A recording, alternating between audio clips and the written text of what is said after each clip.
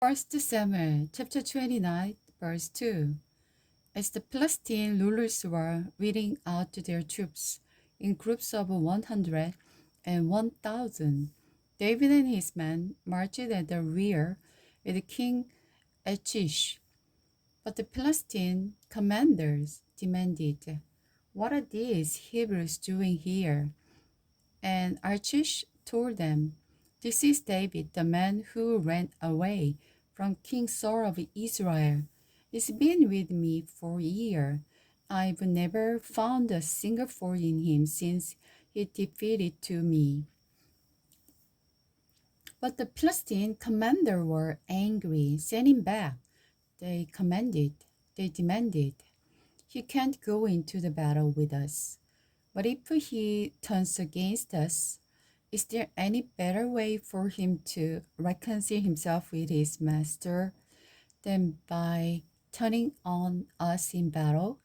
Isn't this the same David about whom the women of Israel sing in their dances? Saul has killed his 1,000, and David his 10,000.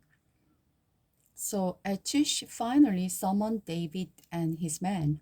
"I swear by the Lord," he told them, "you are the some of the finest men I've ever met.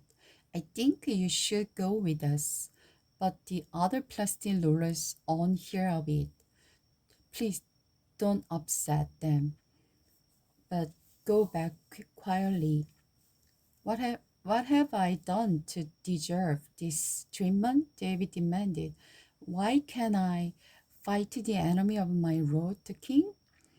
But Achish insisted, "As far as I'm concerned, you are as perfect as an angel of God, but my commanders are afraid to have you with them in the battle.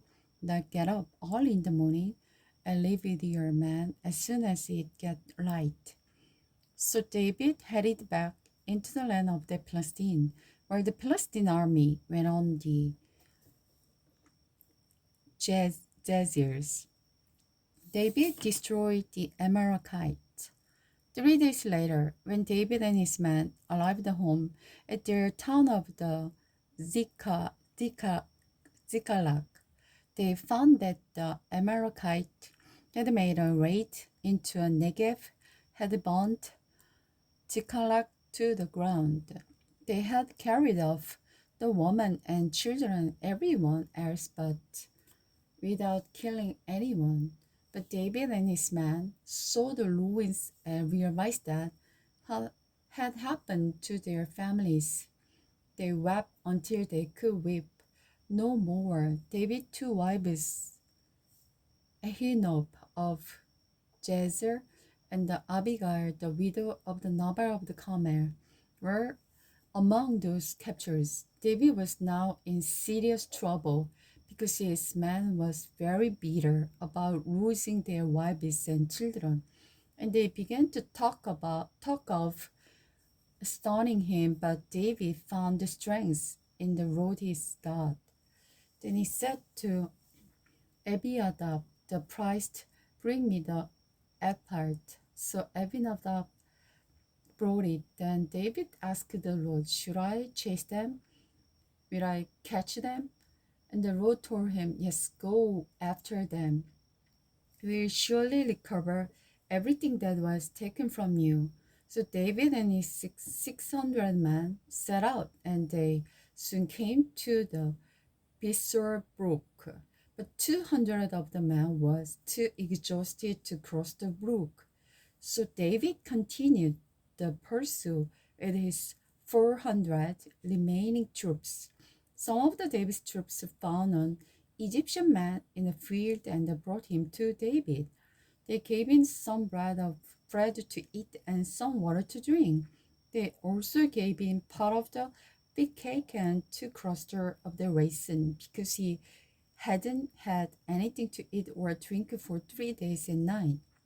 It wasn't long before his strength returned. "To whom do you belong and where do you come from?" David asked him. "I'm an Egyptian, the slave an Amalekite," he replied.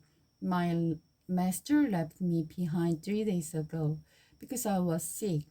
We were on our way back from raiding the Caracaite in the Negev, the territory of Judah, and the reign of the Caliph, and we had just burned Ziklag.